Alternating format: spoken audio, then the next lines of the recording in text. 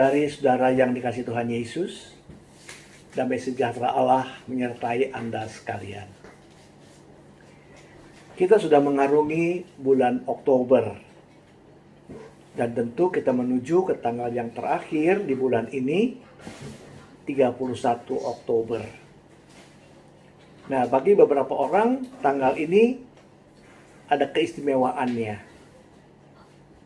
Di Amerika ada tradisi untuk merayakan tanggal 31 Oktober dan sekitarnya itu, sebelumnya atau sesudahnya mungkin, dengan Halloween. Dan itu memang ada bagian menggembirakan buat anak-anak misalnya yang pada malam 31 Oktober itu mendatangi rumah-rumah bersama kawan-kawannya, mengetuk pintu, mengatakan trick and treat, dan tuan rumah atau nyonya rumah biasanya akan memberikan permen kepada anak-anak itu. Dan mereka pindah ke rumah yang lain, melakukan yang sama. Demikian juga ada tradisi untuk memanfaatkan pumpkin, labu yang kuning sekali warnanya, ada dalam bentuk perlombaan, berapa yang paling berat, siapa yang menang tahun ini, dan sebagainya. Yang dikorek isinya, dilukis bagian depannya seperti muka orang, boleh macam-macam bentuk, dan ada lilin yang dinyalakan di dalamnya sebagai tanda penunjuk pembatas jalan misalnya. Tapi yang serem adalah adanya orang-orang yang menggunakan kostum-kostum yang menyeramkan, yang menakutkan. Ya horor lah katakan. Demikian juga berbagai bentuk perayaannya. Ya, dan memang ada sesuatu yang mengerikan sering terjadi. Yang seringkali kita bisa catat sebagai kriminal, ya, sampai pembunuhan. Brutal. Luar biasa. Tapi 31 Oktober juga saudara-saudara, kita ingin sebutkan bukan dalam arti yang mengerikan seperti itu, tetapi juga untuk merayakan hari reformasi gereja, hari pembaruan gereja. Dulu dirayakan, tapi karena nadanya bisa menyakitkan hati, khususnya gereja Katolik Roma, akhirnya memang ditiadakan. Walaupun beberapa gereja ketika mau dilembagakan atau didewasakan dulu istilahnya, itu memakai hari 31 Oktober sebagai tanggal kelahiran gereja itu atau jemaat itu. Nah, saudara-saudara, tentu kita bertanya-tanya, ada apa nih 31 Oktober itu? Yang mau diingat adalah kejadian tanggal 31 Oktober tahun 1517. Ketika Imam Martinus Luther memaku di pintu gerbang gereja di Universitas Wittenberg 95 dalil, di mana dia mengajak pihak-pihak yang berwenang di gereja khususnya untuk berdebat mengenai ajaran yang dia katakan salah dan harus diperbarui. Martin Luther tidak mengajak berantem atau memusuhi nadanya, tidak. Tapi mari kita baik-baik membicarakan. Sayangnya gagasan itu ditolak. Nah, saudara-saudara, siapa itu Martin Luther? Martinus Luther itu lahir di Eisleben. di Jerman tahun 1483. Sebagai anak yang dididik dalam kesetiaan dalam tradisi gereja Katolik Roma, memang kelihatan Martinus itu melakukannya dengan sungguh-sungguh di dalam kesetiaannya. Tapi yang menjadi masalah dalam hidup Martinus Luther adalah bahwa dia yang disuruh takut kepada Tuhan ternyata diterima atau dialaminya sebagai rasa ngeri. Mendengar kata Kristus, pada waktu dulu Martin Luther itu akan pucat pasi katanya. Ketakutan. Karena tahu inilah sang pemurka yang luar biasa. Dan tentu saja dia tidak merasakan ada damai sejahtera dalam hidupnya. Dan memang pada waktu itu ajaran yang diterapkan adalah siapa yang mau selamat, siapa yang mau hidup kekal, harus berbuat baik. Harus melakukan berbagai-bagai bentuk yang menunjukkan kesadaran bahwa dia akan melakukan yang disuruh pihak gereja. Kalau misalnya mesti berlutut dan berjalan dengan lutut, dijalani. Nggak mudah itu. Apalagi kalau naik tangga, bukan tangga yang licin, tapi kasar misalnya, ya, berdarah-darah. Tapi setelah dijalani juga tetap tidak mendatangkan kelegaan, damai, sentosa. Tidak. Inilah pergumulan Martinus Luther. Dan sebagaimana saran ayahnya, Martinus Luther juga melakukan studi hukum. Baru 4 tahun, umurnya 21 tahun dalam waktu itu, dia mau pulang ke rumah, tapi dalam perjalanan melalui lapangan, semak-semak, pohon, terjadi hujan lebat yang luar biasa, dan kilat sambar menyambar, mengerikan. Dan sebagai orang yang tekun di dalam kekudusan hidupnya, pada waktu itu Martin Luther bernazar. Ya tentu minta kepada malaikat pelindungnya, supaya kalau dia bisa selamat sampai di rumah, dia akan segera menjadi rahib, menjadi biarawan. Dan memang dia selamat sampai rumah. Basah kuyup, tapi tidak ada cedera apapun. Dan dia memenuhi janjinya itu dan menjadi rahib, menjadi biarawan. Dan dia masuk di ordo yang paling keras aturannya, ordo Agustian. Nah, saudara-saudara, sebagai rahib atau biarawan, dia melakukannya dengan sangat sungguh-sungguh dan penuh kesetiaan.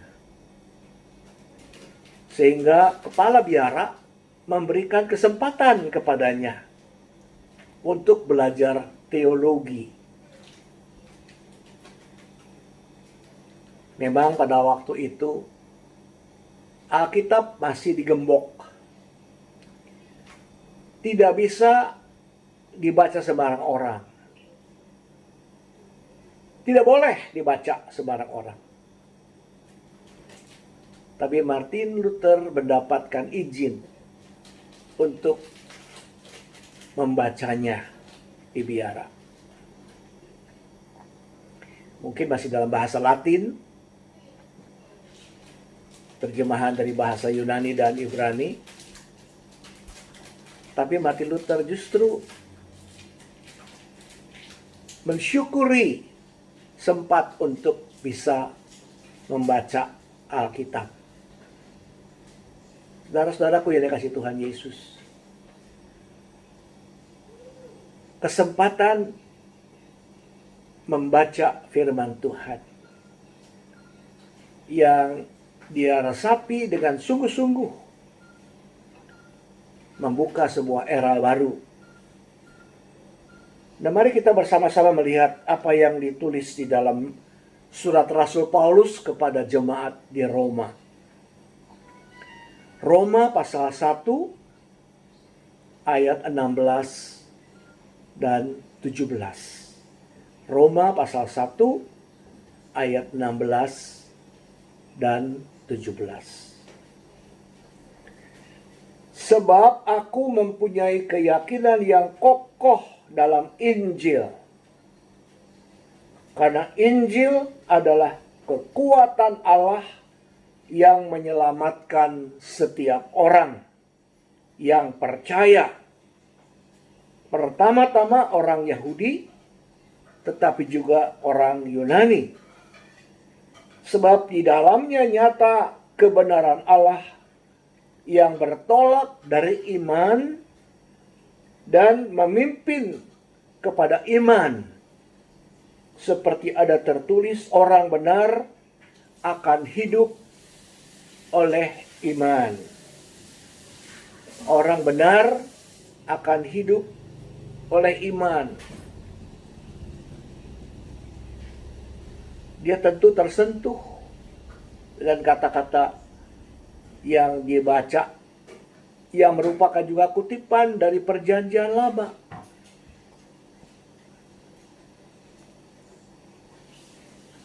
Oleh karena itulah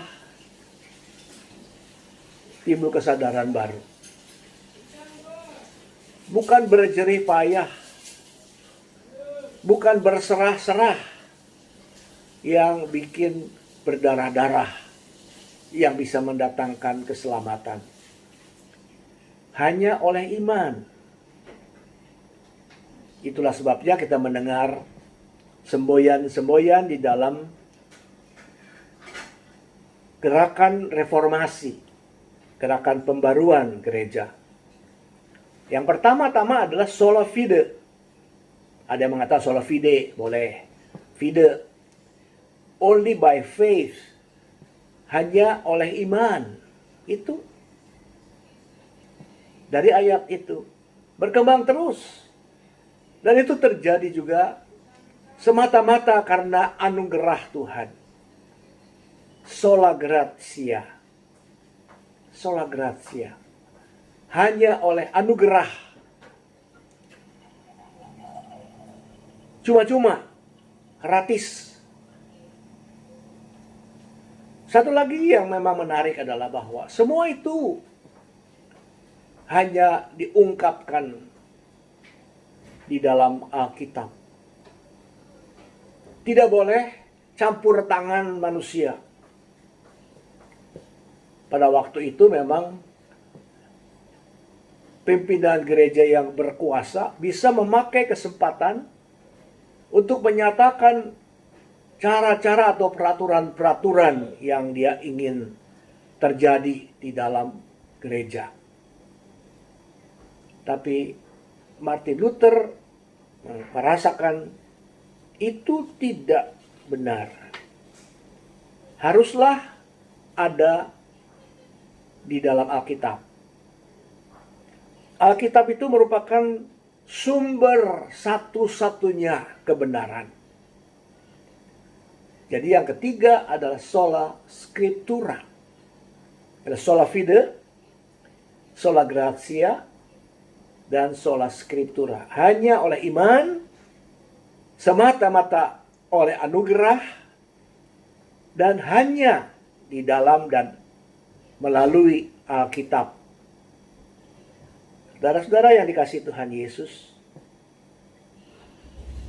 oleh karena itulah pergumulan yang telah mencapai muaranya dan mendatangkan damai di dalam hati Martin Luther ingin dibagikan kepada semua pihak. Dan itu ia lakukan melalui sebuah banner, saya nggak tahu segede apa, ditulis di dalam bahasa Latin, memuat 95 dalil. Ayo kita berdebat, diskusi, dan mencari solusi. Bukan untuk berkelahi, bukan untuk memisahkan diri, tidak. Tapi untuk mendapatkan kebenaran. Jadi saudara-saudara, memang kalau kita merayakan hari pembaruan gereja, itu bukan memperuncing, apalagi hubungan dengan gereja lain. Merasa kita yang paling benar, dan sebagainya, dan seterusnya. Tapi justru agar supaya orang-orang yang percaya itu mempunyai pegangan yang benar, yang jelas, dan sumbernya semata-mata hanya dari Alkitab. Nah, inilah yang memang menjadi pemberitaan di dalam pembaruan gereja. Dan biarlah kiranya Tuhan menolong kita juga. Mensyukuri kita dikaruniai iman oleh Tuhan. Roh Kudus yang bekerja mendatangkan iman, penyerahan diri, pengharapan yang penuh, bahkan kasih yang Tuhan berikan kepada kita bisa disalurkan kepada yang lain. Hanya semata-mata oleh iman. Hanya semata-mata oleh anugerah, kemurahan Tuhan, kebaikan hati Tuhan. Tapi itu semua dapat kita resapi, kita ikuti, kita jalani, karena kita juga bersumber semata-mata dari dan di dalam Alkitab. Martin Luther memang maunya bicara baik-baik. Tapi keluarlah kutukan dari pimpinan tertinggi pada waktu itu, yang tetap dibalas dengan surat oleh Martin Luther, imam yang sudah doktor dalam kitab suci, karena dia memang bukan saja tahu, tetapi juga bisa mempunyai banyak kesimpulan yang dibagikan, antara lain melalui perjuangannya. Bagaimana manusia dapat diselamatkan, bukan dengan cara-cara manusia, pikirannya, tetapi dari hati yang dibuat percaya dan berserah kepada Tuhan Yesus. Dia memang diancam. Sehingga ada kalimatnya yang terkenal, tentu dalam bahasa Jerman, yang kalau diterjemahkan mengatakan, di sini aku berdiri. Di sini aku berdiri. Nggak mundur. Tegar. Aku tidak bisa berbuat lain. Itu kata-kata yang sangat menggema dalam orang-orang yang kemudian mengikut apa yang dipikirkan, digumuli, dan dihasilkannya. Di sini aku berdiri. Aku tidak bisa berbuat yang lain. Dia boleh dikutuk oleh manusia. Tapi dalam Alkitab dia mendapatkan penjelasan dan ketegasan. Dia selamat oleh anugerah Tuhan. Dan dia imani itu. Saudara-saudara, kita juga bersyukur tentu kalau kita mempunyai Tuhan Yesus. Kita mengimani pengakuan yang benar. Jadi bukan hanya mengucapkan ke-12 pasal pengakuan iman rasuli saja, tapi juga menghayati, menghidupi pengakuan itu dalam hidup kita. Dan biarlah Tuhan menolong kita, menjaga kita, supaya kita tetap beriman dan berserah kepada Tuhan. Mari kita berdoa, saudara-saudara. Terima kasih Tuhan, kalau kami diingatkan agar supaya kami tidak berusaha dengan cara sendiri untuk mendapatkan keselamatan, tapi hanya menjawab uluran tangan Tuhan sendiri, yang menyerahkan Tuhan Yesus Kristus. Dan siapa yang percaya, yang beriman kepadanya, tidak binasa, dia beroleh hidup yang kekal. Terima kasih untuk kemurahan Tuhan, anugerah Tuhan yang diberikan kepada kami. Tapi ajarlah kami ya Bapa untuk terus-menerus belajar dari firman Tuhan dalam Alkitab yang Tuhan berikan kepada kami. Martin Luther juga memelopori supaya Alkitab itu bisa dicetak, karena mesin cetak sudah mulai ada di zamannya. Dan supaya umat bisa membaca, maka Luther telah berjerih payah untuk menerjemahkan Alkitab di dalam bahasa Jerman yang masih digunakan gereja di sana sampai saat ini. Terima kasih Tuhan, karena juga Alkitab boleh diterjemahkan dalam berbagai-bagai bahasa yang dapat kami mengerti. Tapi juga ketika kami ingin dalami, kami ingin mencari tahu, Tuhan juga menolong kami dengan kuasa Roh Kudus.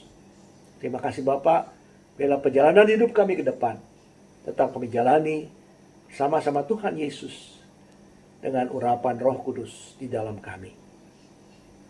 Amin.